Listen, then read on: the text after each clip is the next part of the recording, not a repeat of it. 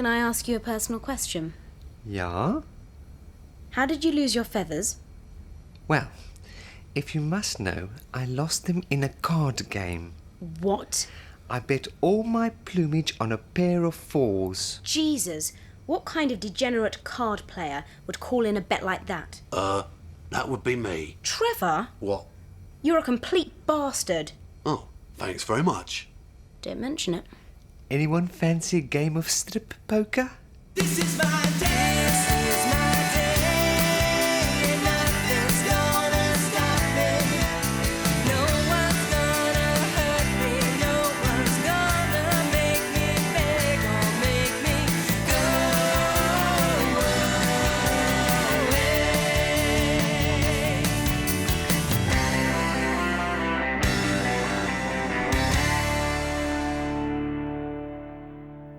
Amen, ever and ever for glory thee, and amen, ever and ever for glory thee and power. Excuse me, what are you doing?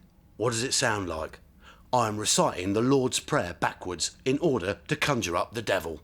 Oh, good, because for a moment I thought you might be doing something incredibly stupid. On board. Amen, ever and ever Stop glory... it! What? For fuck's sake, stop it! Have you any idea what will happen if you conjure up Satan? No, that's why I'm doing it. Amen, ever and ever... You are tampering with dark forces that are way beyond your understanding. You are dealing with Beelzebub, the beast, the horned son of the jackal, the Antichrist. You are unleashing evil on a scale that is unimaginable. Amen, ever and ever for glory thee and power... Stop it! For God's sake, stop it! Will you fuck off? You never want me to have any fun. And would you mind moving over there? Why? You're in my pentangle. Oh, sorry. Trevor, don't you realise that you may be condemning yourself to an eternity burning in the fiery furnaces of hell?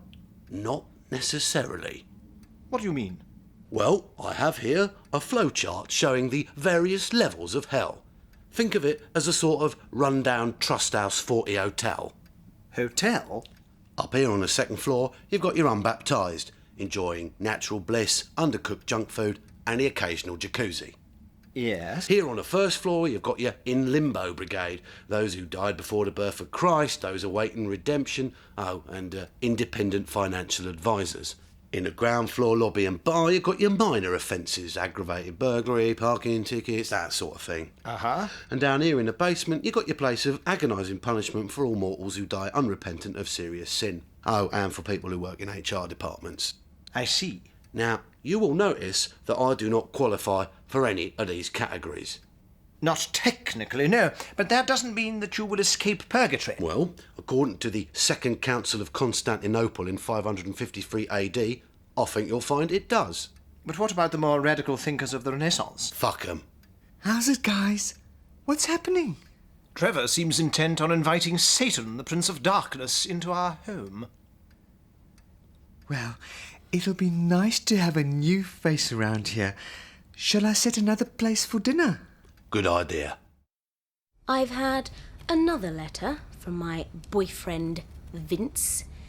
He's stowed away on the overnight steam packet to Marseille a couple of weeks ago. Now he's living in a smoke-filled attic room above a commune of alcoholic post-impressionists in Montmartre. Last time he did this, he was away for 4 years. He came back with 53 giant canvases of Sacré-Cœur, an articulated lorry full of Boursin, and a lifetime addiction to Beaujolais Nouveau. When Vince comes back, I'm going to kill him by feeding him with moule dredged from the Thames next to the raw sewage pipes at Chatham Docks. Excuse me? What? I was wondering if you wouldn't mind helping me out. How? Only I've asked the others and they all said no. Go on. Well, I need to slice open your throat with a big carving knife, drain all the blood out of your body, and then offer you up as a willing sacrifice to the Dark Lord of the universe. Can I have a few moments to think about it? Sure. Take as long as you like. No. Fair enough.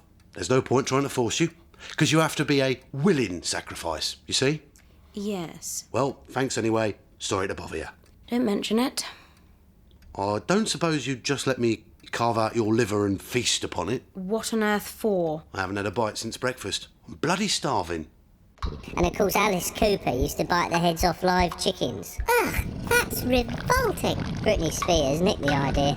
Really? Yeah, she'd been doing the chicken eating thing in her act since she was 11. Britney Spears doesn't really bite the heads off chickens, does she? No, not really. She uses pigeons. I don't understand it. I've said the Lord's Prayer backwards about 50 times now, and the devil hasn't shown up yet. Perhaps you're missing something. Like what? Sufficient brain activity to power a 40-watt bulb? I've sworn homage and obedience to Satan, I've got my candles, I've anointed myself with magical oil, and I've got the number 666 tattooed on the back of my head. Let me see. You tosser. It doesn't say 666, it says 999. Fuck. You've got more chance of summoning a paramedic than the Lord of Darkness. I'll murder that tattooist. So, what do you plan to do now? Well, according to Ezekiel 38, we must now await the arrival of Gog and Magog. Gog? Two great hostile powers controlled by Satan that will appear just before the end of the world. And what form do these two demons, Gog and Magog, take? Well, I'm not absolutely sure, but I think Magog manifests himself in the form of a dense, eerie mist. A fog. Yeah, Magog is a fog. yeah. And Gog? Gog appears as the hound of Satan. A dog. Yeah, Gog is a dog. yeah. Gog is a fog and Magog is a dog. No, Magog is a fog and Gog is a dog.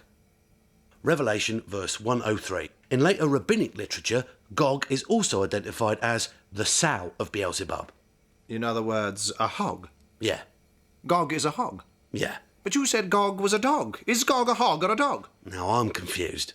Magog is a fog and Gog is either a hog or a dog. And where do these accursed creatures live? Clapham. So when do you expect the devil to turn up? Should be any minute now.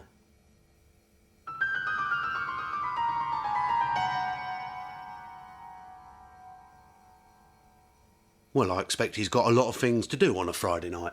Like what? Well, like plotting the downfall of Western civilization, Yes. vandalising a cemetery, communing with 1,000 angry demons. I believe he has been known to copulate with a hyena. On the other hand, he might have just popped down the off-licence. Beelzebub is a welcome guest in the homes of many top celebrities. Film actor Tom Cruise, for example, regularly makes human sacrifices on a specially built altar at his beach house. Leonardo DiCaprio feasts on the blood of young Filipino virgins, and Cher has a vast bottomless pit of fire in her guest bedroom. No one really knows what the devil looks like, maar ek hoor hy het die dikste peel ooit. Some say that he has the upper torso of a man and the legs and genitalia of a hideous and deformed goat. Others say he looks like Michael Winner.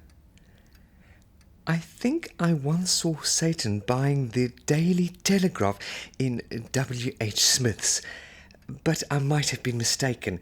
It could have been the Daily Express. I think there's a little bit of the devil living inside all of us. At least, that's what the voices in my head tell me. They also tell me to drink my own urine.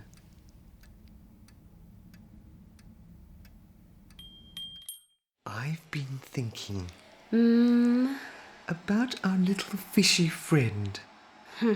Well, I was wondering if we should get him baptized. Baptized? Yeah, in order to protect his little soul from the forces of evil. Are you sure it isn't a little late for that? What do you mean?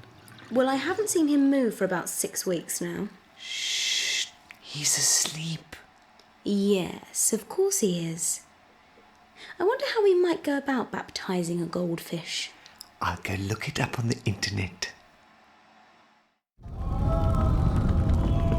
Will you stop doing that? Sorry. Well, I hope you are pleased with yourself. You have conjured up the Dark Lord. I thought he'd be taller. What was the missing ingredient in your spell? A turnip. A turnip? A turnip? You are saying that Satan is attracted by certain root vegetables? Particularly turnips. Yeah. Goes back to the Middle Ages, apparently. And what do you suggest we do now? Well, I suggest that you wait in here and keep an eye on Beelzebub. And where will you be? I'll be in the kitchen, Doing what? copulating with a hyena. We thank you for the water of baptism, which refreshes and cleanses the goldfish bowl of life. Through water you led the little fishes from captivity to freedom in the promised land. Therefore, I baptize you, little fishy friend, in the name of the Father,